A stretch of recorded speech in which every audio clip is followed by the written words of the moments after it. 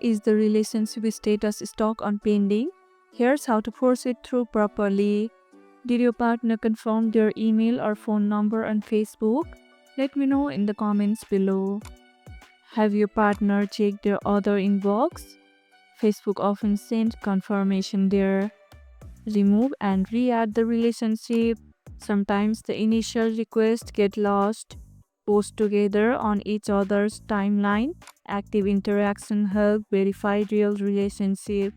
Wait 24 hours before checking again. Facebook batches process this request. Still pending? Tag each other in a photo. This often triggers the confirmation. Is it working now or not? Let me know in the comments below.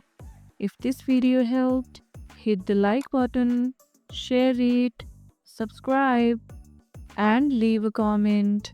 Thanks for watching, and I'll see you in the next one.